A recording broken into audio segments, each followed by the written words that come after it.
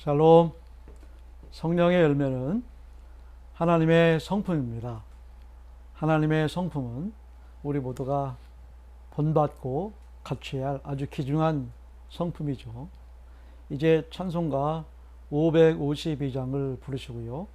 오늘의 말씀은 로마서 13장 8절로 14절을 함께 봉독해 오리도록 하겠습니다.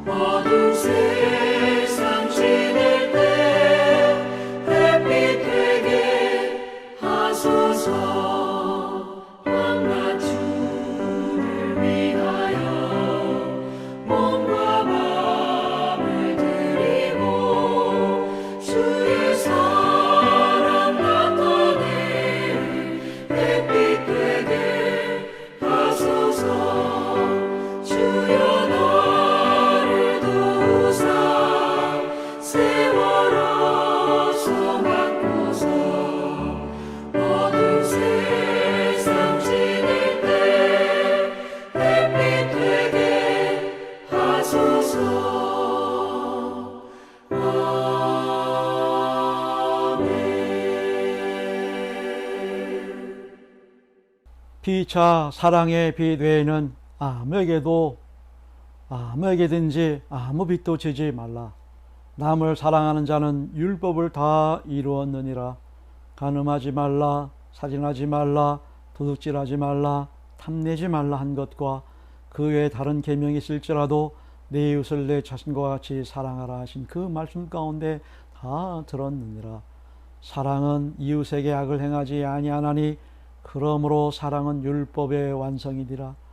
또한 너희가 이 시기를 알거니와 자다가 깨일 때가 벌써 되었으니 이는 이제 우리의 구원의 처음 익을 때보다 가까웠음이라. 밤이 깊고 낮이 가까웠으니 그러므로 우리가 어둠의 일을 벗고 빛의 갑옷을 입자. 낮에와 같이 단정히 행하고 방탕하거나 술 취하지 말며 음란하거나 호색하지 말며 다투거나 시기하지 말고 오직 주 예수 그리스도의 옷 입고 정욕을 위하여 육신의 일을 도모하지 말라. 아멘. 감사합니다. 오늘 본문에서 바울은 정말 주옥 같은 말씀을 선포하십니다. 사랑의 빛 외에는 그 어떤 빛도 재지 말라며 오직 남을 사랑하라 이렇게 가르쳐 주고 있습니다. 바로 이것이 율법의 완성이기 때문입니다. 우리 함께 다 같이 구절을 읽어볼까요? 시작. 간음하지 말라, 살인하지 말라, 도둑질하지 말라, 탐내지 말라 한 것과 그 외 다른 계명이 있을지라도 내 이웃을 내 자신과 같이 사랑하라 하신 그 말씀 가운데 다 들었느니라. 아멘. 당시 유대인들은 항상 율법을 애지중지 여기며 목숨처럼 사랑했습니다. 늘 율법의 말씀을 묵상하고 애통하면서 율법이 나를 통해 나타나고 이루는 것을 최고의 행복으로 기쁨으로 여겼고요. 삶의 목적으로 그렇게 삼았던 것입니다. 그래서 누가복음 10장에 보면 여기에 잘 비유되는 그런 한 사건이 나옵니다. 어떤 율법 교사가 예수님을 시험하고자 이렇게 묻습니다. 어떻게 해야 선생님 영생을 얻을 수 있습니까? 라고 묻습니다. 그렇게 이제 물으시니까 예수님께 그 속셈을 아시고 그래 율법에 무엇이라고 기록되었는고라고 이렇게 이제 말씀합니다. 그 기록된 것을 어떻게 읽느냐라고 하셨던 거죠.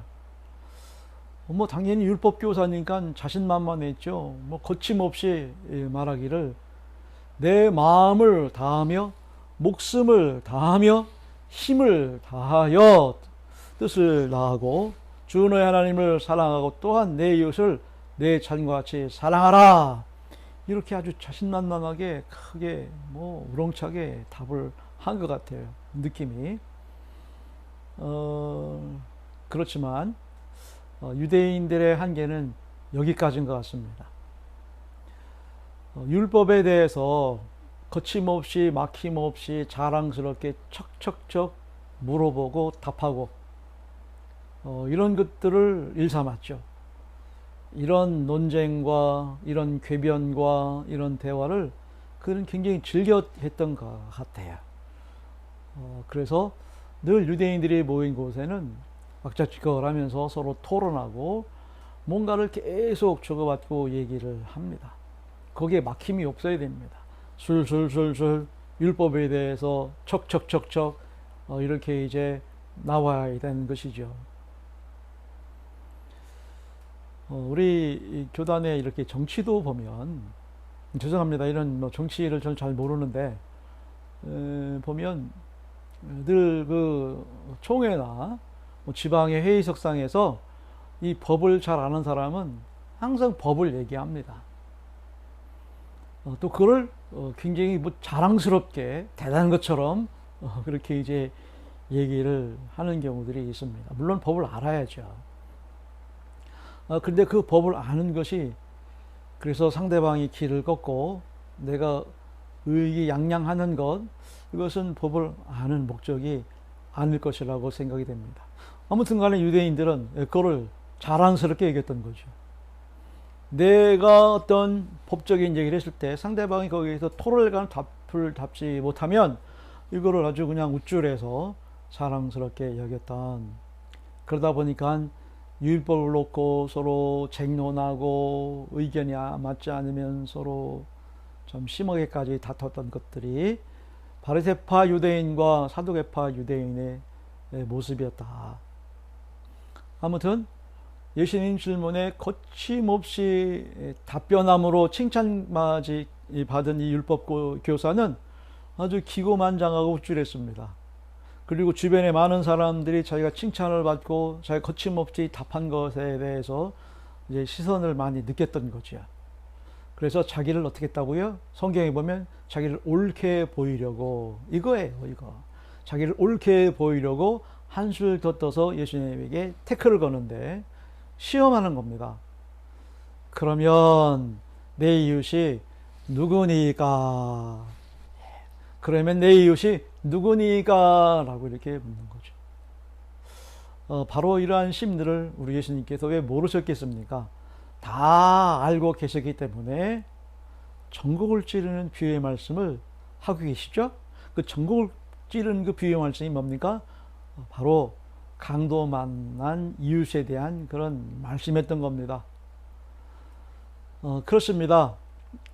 길가에 강도를 만나 어떠한 사람이 지금 피를 흘리며 죽어가고 있어요.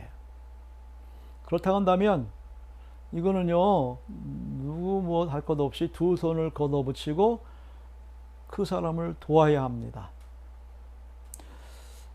그러나 그 본문의 상황을 또 이렇게 보게 되면 율법을 중시하고 율법을 위해 사는 자들은 나는 제사장이다, 나는 레위인이다, 그러하기에 나는 율법 조항에 의하여 이 더러운 피를 내 직책상, 내 위치상 묻힐 수가 없어. 율법을 운운하면서 외면했다는 얘기입니다. 나는 지금 제사를 드리러 가는 상황이기 때문에 이 부정한 상황을 목격해서도 안 되고 또 이런 것을 만져서도 안 되고 도와서도 안 된다는 그 율법 조항의 나름대로의 그 해석을 교훈 삼아서 이 피를 흘리며 죽어가는 사람을 그냥 지나쳐 버리고 말았다는 그런 얘기죠.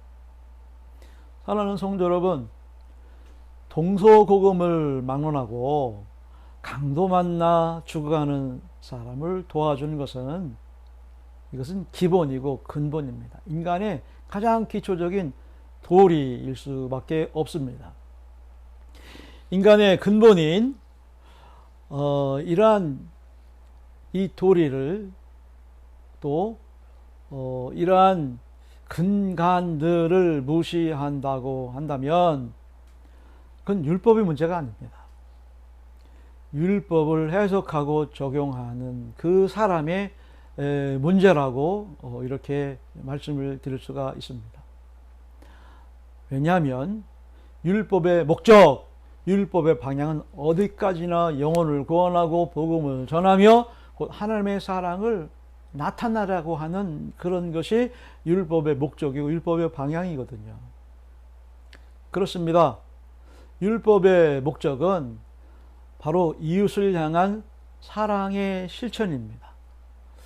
그렇기 때문에 내 직업이, 내 위치가, 내 사이즈가 제사장이든 레위든 그 이상이든 비록 왕이든 어떤 권력자라 할지라도 신분과 직급을 떠나서 무조건 죽어가는 사람을 살려야 하는 것이 우선이라는 사실이죠. 10절에서 바울은 이렇게 말씀합니다. 함께 읽어볼까요? 시작. 사랑은 이웃에게 악을 행하지 아니하나니 그러므로 사랑은 뭐라고요? 율법의 완성이니라. 아멘. 예, 그렇습니다. 율법을 운운하며 강도를 만나 죽어가는 사람을 외면해 버리는 것은 이웃에게 도리어 악을 행하는 것과 같습니다. 율법을 운운하며 강도를 만나 죽어가는 사람을 외면해 버리는 것은 정욕을 위하여 육신의 일을 도모하는 자라고 이렇게 오늘 본문을 통해서 적용해 볼 수가 있다는 얘기죠. 사랑하는 성도 여러분, 율법의 완성인 남을 사랑하는 자는 선한 사마리아 사람처럼 빛의 갑옷을 입은 사람입니다. 여러분 보세요. 예수님께서 강도 만난 이웃을 돕는 많은 사람들 가운데서 하필이면 왜 사마리아 사람을 강조했을까요? 이 사마리아 사람을 강조했다는 것은 율법에 미숙한 사람, 율법에 대해 잘 모르는 사람을 상징하는 그런 의미라고 말씀을 드릴 수가 있습니다. 또한 사마리아 사람이라고 하는 것은 소외계층을 얘기하는 것이고 넉넉지 못한, 그래서 하루하루를 근근히 살아가는 지극히 평범한 소시민을 의미한다고 볼 수가 있습니다. 반면에 율법에 능통한 제사장이나 또한 레위인들은 율법 교사 이런 위치에 있는 사람들은 존경을 받고 인정을 받으면서 아주 넉넉하고 풍족한 삶을 살아가는 부족함이 없는 자들을 의미한다고 볼 수가 있죠. 그래서 예수님은 이 비유 가운데 사마리아 사람을 강조하며 율법의 전부요, 율법의 완성으로 살아가는 이 대상자들을 소위 말해서 이 종교인들을 지적하고 깨달으라고 하는 어떠한 상징적인 의미가 오늘 여러분 이 비유 말씀 가운데 담겨 있는 것이죠. 사랑하는 성도 여러분, 이제는 우리가 깨어 일어나야 할 때입니다. 그래서 단정하게 주 예수 그리스도의 오신 빛의 갑옷을 입어야 합니다. 그래서 지금 많이 어둡지 않습니까? 깜깜한 그런 칠흑 같은 어두운 밤이 지금 이 지구촌의 현실이고 이 세상의 현 주소입니다.